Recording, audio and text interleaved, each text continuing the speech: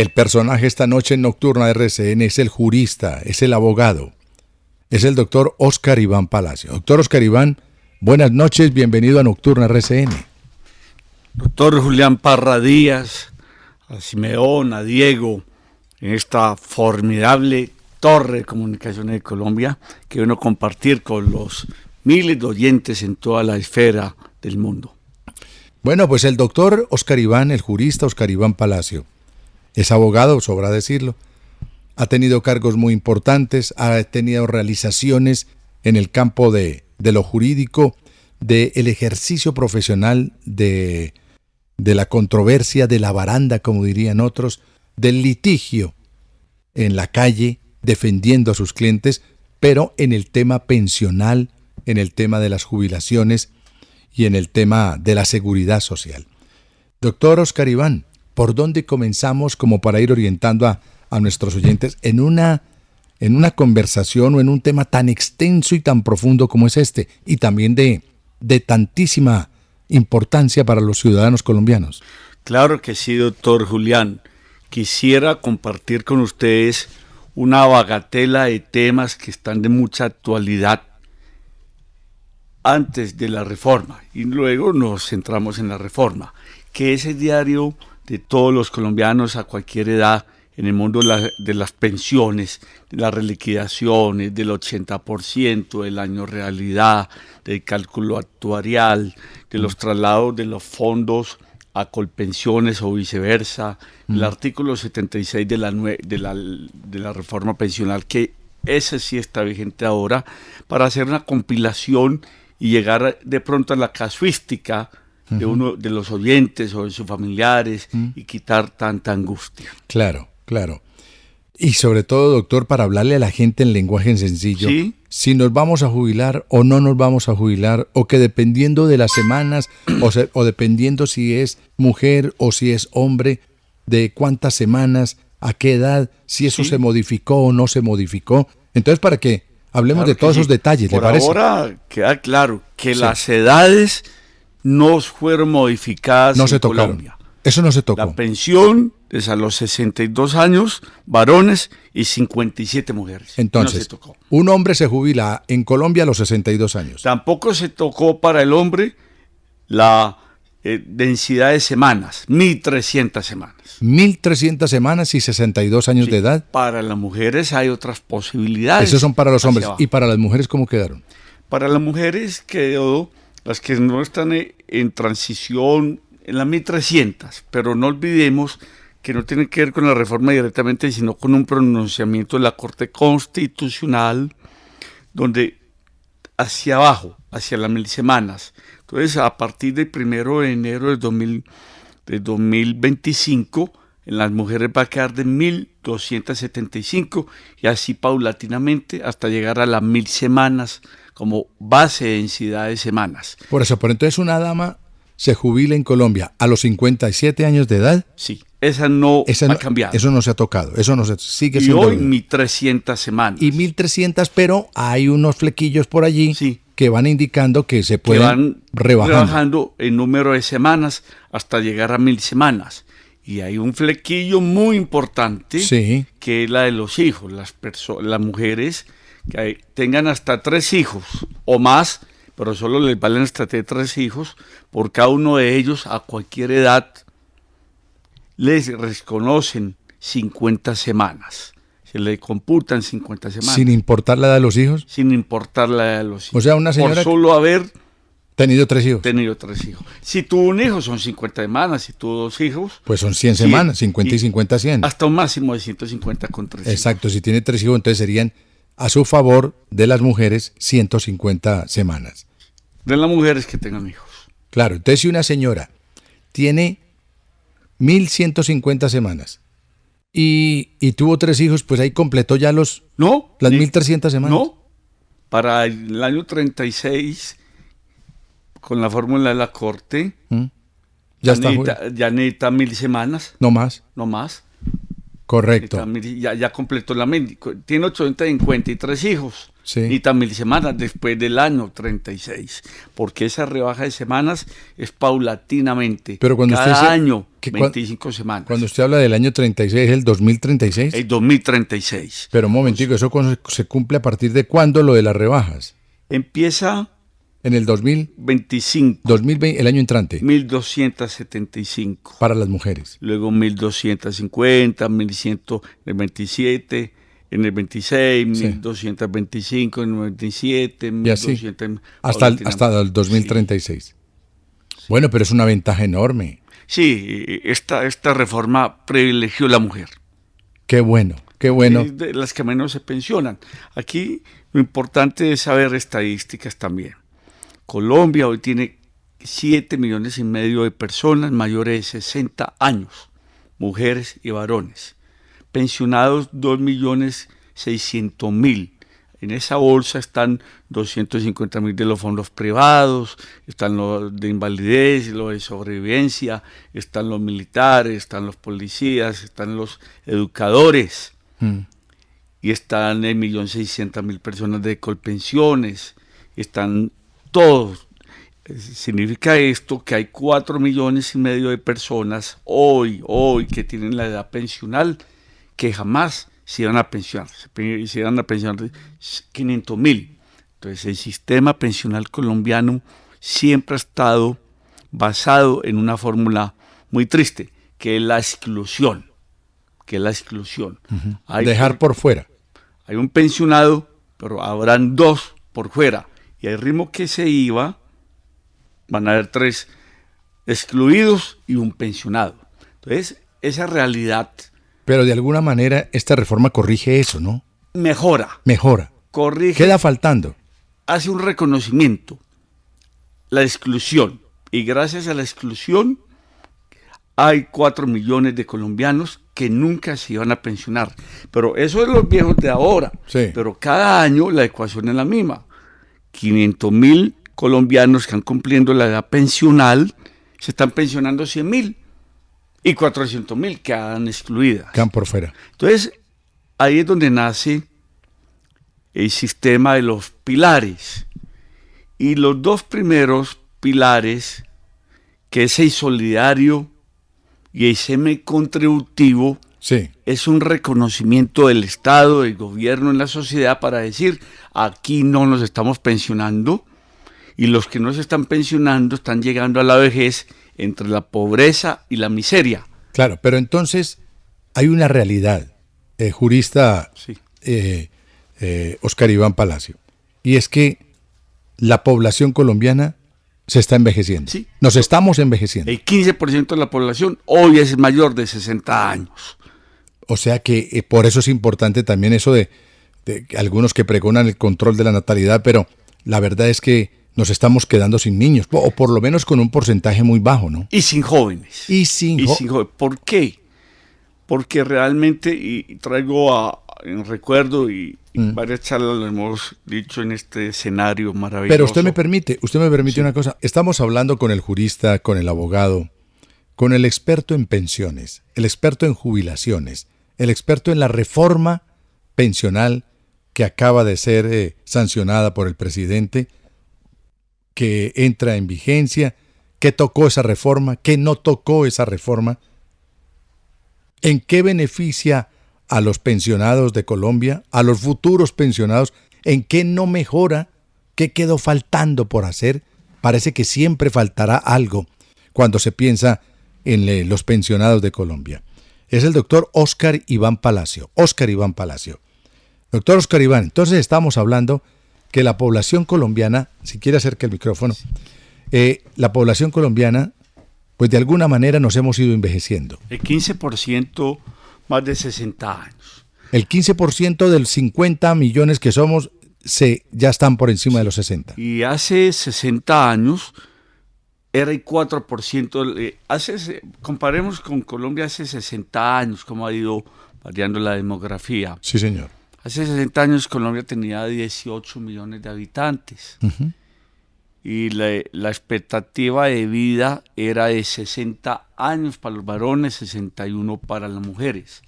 Hoy es de 75 para los varones, 77 para las mujeres y va a aumentar a los 80 años. Y eso va a ser progresivo, gracias a Dios, a la ciencia. La expectativa de vida a la ciencia y a las buenas... Hace 60 años una mujer colombiana en su vida reproductiva tenía 7,5 hijos. Hoy tiene 1,7 hijos, que escasamente da para la tasa de retorno, y al ritmo que se espera que Colombia en 8 años empiece a decrecer, es decir, que hayan más defunciones que nacimientos. Fíjese, de 7,5 hijos a 1,7. O sea, las damas anteriormente, el promedio hace 18 años era entre 7,1 hijos. Hace 60 años. Para hablar en cifras redondas, 7 hijos. Hace 18 años una dama podía tener 7 hijos. Le apuntaba a tener 7 hijos.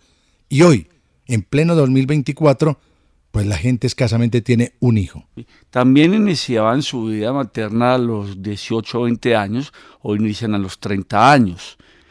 Y también el país era un país donde el 60% de la población estaba rural o en el campo. Hoy era la inversa, el 77% de la población está en las ciudades, en urbano, y el 23% rural, y con tendencia que cada 2 años rebaja un porcentaje del campo a la ciudad. O sea, la gente salió del campo y se radicó en las ciudades. Sí. Y de los 52 millones de habitantes, que en ese tiempo eran 18 millones de habitantes, se creía que el 1,5% de esa población estaba por fuera de Colombia, sobre todo en países vecinos, Ecuador, Panamá y Venezuela.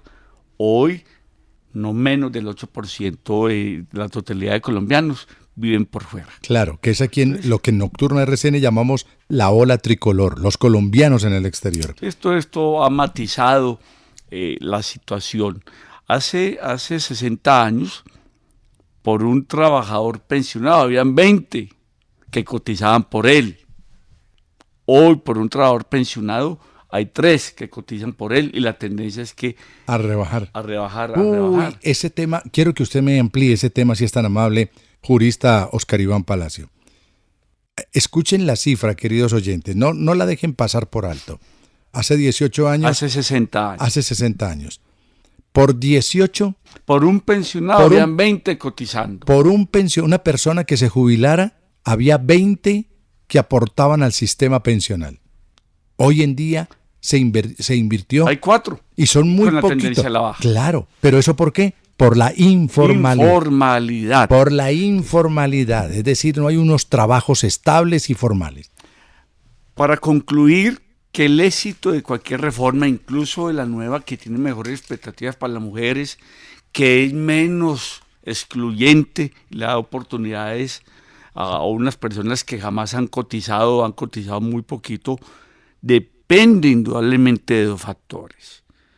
El crecimiento económico del país, que cada año sea superior al crecimiento de la población. Ni el 1, ni el 2, ni el 3, que son expectativas buenas, es satisfactorio para tener los recursos suficientes, donde un país, el mayor número de sus habitantes en edad madura, tengan la pensión de envejecimiento.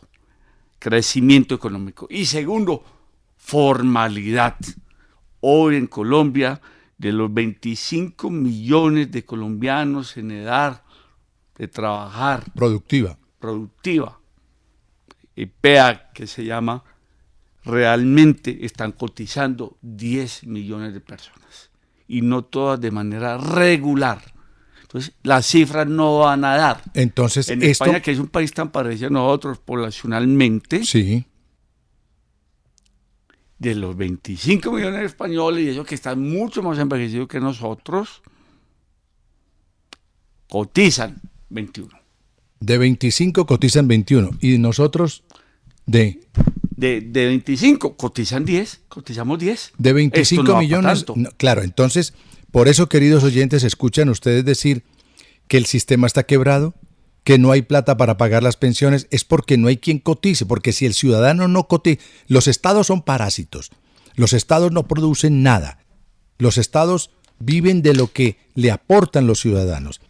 Y si esos ciudadanos no tienen trabajos estables, no tienen cómo cotizar ni hacer los aportes a salud y pensión, pues no hay cómo pagar la pensión a quienes ya tienen ese derecho adquirido. Claro. Entonces esta reforma topó con una realidad que venía hace años.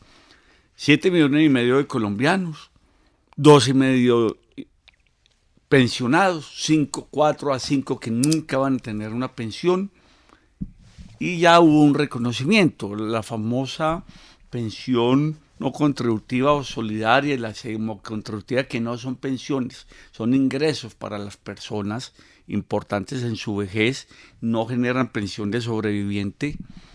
Es un reconocimiento del Estado, de la sociedad y del gobierno, que hay millones de colombianos por este desajuste de exclusión pensional que no lo van a lograr. Claro. Y a esas personas, constitucional, legalmente, humanamente, necesitan ser asistidas en la vejez o en la invalidez. Entonces, ahí es donde nace el pilar solidario, que inicialmente va dirigido a 2,5 millones de colombianos, que de alguna manera es parecido a lo que llaman Colombia Mayor, que hoy tiene 1.800.000 personas, sí, solo que les dan 80.000 pesos. No, eso no puede ser. 80.000 pesos son no, pues eso es $20. Para coger 2 buses. Sí, eso es vulgar. Y 1.800.000 colombianos. Ahora son 240.000 pesos para estos colombianos, que si bien no cumple la expectativa del presidente cuando era candidato, por cosas fiscales, obviamente. Sí, por plata, por falta de plata. Por falta de plata, es algo más. Y sobre todo tiene una connotación macroeconómica seria. La línea de la indigencia en Colombia o de pobreza extrema es cualquier persona a cualquier edad, un bebé o un señor de 80 años, que no tenga 220.000 pesos individualmente al mes. Sí. Entonces estas personas que van a recibir el auxilio... Una persona que no gane, que no reciba 220.000 pesos al mes, que esté por debajo en el mes, esa persona es... pobre, extremo o indigente. Pobrísimo, diría yo. Claro, sí. Pobre o indigente, quien reciba por debajo de 220.000 pesos al mes. Entonces, estos colombianos que van a empezar a recibir esta renta solidaria, que es vitalicia, que necesita unas condiciones realmente para que no vayan a haber fraudes, van a salir de la indigencia. Pero no de la pobreza. Pero no de la pobreza. Lo ideal es que se haga como se hizo en Brasil, pero no hubo plata. No hay plata. Para tanta gente, y es sacarlos de la línea de la pobreza al menos. Entonces, un momentico, la línea de la indigencia son 220.000 pesos para abajo. ¿Y la línea de la pobreza hasta dónde? De 420.000 pues para arriba, entonces, para abajo. Quien gane 420.000 pesos para abajo es un pobre. Es un pobre. Es un pobre. Entonces estos ya no van a ser indigentes, pues siguen siendo pobres. Yo tuve una propuesta en este venir del Congreso, lo insistí, que se puede modificar, porque las leyes son para mejorarlas, para irles corrigiendo. Claro, y una ley se deshace como se hace. Que en el caso de este auxilio solidario, esta renta solidario, en municipios como Bogotá, como Medellín, Barranquilla, las grandes ciudades petroleras y todo. La bella Cali, que va a realizar la COP16, la bella Cali. Las entidades territoriales, es decir, los municipios y los departamentos donde vivan estas personas que van a recibir el auxilio solidario, los municipios también den de sus presupuestos para que les ayuden a sacarlos de la pobreza y algún día llegar a una renta solidaria que supere la línea de la pobreza. Que supere la línea de la pobreza. Usted como conocedor, experto como el que más en este tema, doctor, ¿usted creería que esa línea de la pobreza debería estar en cuánta platica? No, los 420.000 pesos. No, por eso. No, pero usted dice, lo ideal sería que 500.000 pesitos o qué. Los 400, que supere la línea de la pobreza. De ahí para arriba. Sí. ¿Qué va a hacer este auxilio solidario, importante, incluyente, justo? La alegría de esas personas que cumplieron 80 años y que hoy están recibiendo 220.000 pesos es enorme. Y es de que va a inducir, sobre todo en la tercera edad, van a haber mucho menos pobres extremos en 2 o 3 años. Bueno, pero hemos llegado a esa situación Es Pero básicamente... no es una solución. No, es no, una no. solución. No, es un paliativo, es un paliativo. Es un paliativo, Sí. tiene un enorme sentido social, un rescate a la dignidad del viejo, pero no es lo ideal. Nos quedamos cortos. Nos quedamos cortos con las expectativas que, repito, si el país en su macroeconomía no crece Económica. abundantemente año a año, y si el país no derrota la informalidad, lo que vamos a hacer es que en 20 años va a ser lo de siempre, 20% con una pensión y el 80% peleando para una renta solidario que va a salir del Estado en la línea de la indigencia o la línea Bueno, de la pobreza. pero un paréntesis para que continuemos Sí. con la reforma, si es tan Sí. amable. ¿Cómo salimos de la informalidad? O sea, hay que crecer tejido empresarial, tejido industrial, es decir, que el país se desarrolle.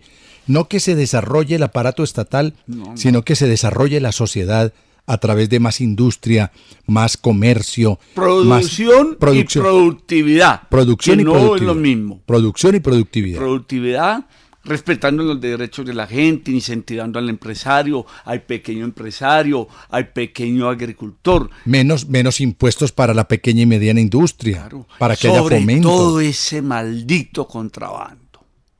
Ese maldito contrabando. Eso es lo peor. Eso es lo peor. Y entran, no y porque entran. sea lavandería. No. No, porque Yo nos a metamos cualquier almacén, con el narcotráfico, no. a Sino cualquier almacén. Ahora que aquí en Bogotá está pasando algo. De 10 personas el viernes. sí, Tengo 35 años en Bogotá. Sí. 9 con tenis. Y eso está bien. sí. Pero Pues pregúntese los eso, 9 son chinos. y pregúntese esos tenis de dónde vienen. Son chinos. Entonces, ¿dónde está la producción colombiana? Y la camiseta, y las boinas, Claro. y la chaqueta. Yo diría una cosa, hay que incentivar, así sea a pequeña escala, las gorras, los pañuelos, la ropa, pero todo cada día es made in China. Yo le voy a dar 3 ejemplos y que no son necesariamente industriales, sino agrarios. ¿Se imagina usted que en Colombia se volviera autosostenible en maíz, que importa el 75% de todo el maíz? Que Colombia se volviera El trigo. autosostenible En algodón. en algodón, que lo importa el 80% de Perú y de la India. Claro. Que Colombia se volviera en lo de la cerveza, en la cebada. La cebada. El 99% es importada. Con esos 3 productos, ahí hay Pregúntese 1 millón usted. de empresas. La soya. La soya. Pregúntese usted, doctor. Mire, No. el departamento más cervecero que tiene nuestro país es el hermoso y verde departamento de Boyacá. Claro. De Boyacá. Que nuestros boyacenses produjeran esa cebada, Que lo hacían. el trigo, eso, que además lo habían hecho. Lo El habían maíz hecho. y el algodón. 4 Claro. productos. Claro. Rescataríamos 1 millón de hectáreas produciéndose. Ahora creció el 10% de la agricultura, que crezca el 50%. Pero no es pensando en producir ni siquiera para exportar. Claro. Se llaman la claro. autarquía. La grandeza de Brasil, ¿cuál es? Con 230 millones de habitantes. Yo no Pero- sabía, Brasil es el mayor productor de banano del mundo. Claro. Pero allá no lo exportan, allá se lo comen. Claro, pero es que mire, me escribe un oyente y me dice, don Julián, pero ustedes de qué están hablando si es el mismo gobierno el que destruyó esto. Sí, eso es lo que estamos No, diciendo. no es el gobierno, es los gobiernos. Los Desde gobiernos, hace sí, 80 por eso, a años. lo largo de... o ¿Cómo sea, destruyeron los ferrocarriles? claro, el sistema terminó destruyendo nuestra propia industria, nuestro propio desarrollo. Claro, pero por estar vendidos al exterior, por estar entregados a A la multinacionales. importadura. ¿Y al qué? Importadura, no a apertura. a la importadura y no a la apertura. Sí. No, lamentablemente, el campo es la revolución de Colombia. Cada año Oiga, se Simeón, disminuye. el campo es la revolución de Colombia. Sí. Los chicos hay que incentivarlos para que vuelvan al campo. Para Claro. que estén en el campo. Porque Que el se campo está preparen, envejecido. que se preparen, que se vuelvan profesionales, pero que no abandonen el campo. No abandonen el campo. Claro. Que vivan como las personas que mejor nivel de vida tienen en el mundo. ¿Sabe quiénes son? ¿Quién es? Los campesinos europeos. Ah, sí, señor. Tienen subsidio No solo ellos, sino las Claro. propias vacas que producen la leche. Claro. Ellos. Los de las naranjas en Valencia, Claro. en España. Los de las naranjas en California. Entonces, Claro, por en favor, los Estados Unidos. incentivar la producción masiva de algodón, Pero- de maíz, De de trigo. soya, de trigo y es todo. Pero doctor, si eso lo dice usted que no está dentro del gobierno, usted no es ministro, usted no es nada No, de eso, pero usted es un litigante, un un abogado litigante de baranda. de baranda, claro, de todos los días a Todos los defender sus juzgados. clientes. Usted es un abogado de baranda.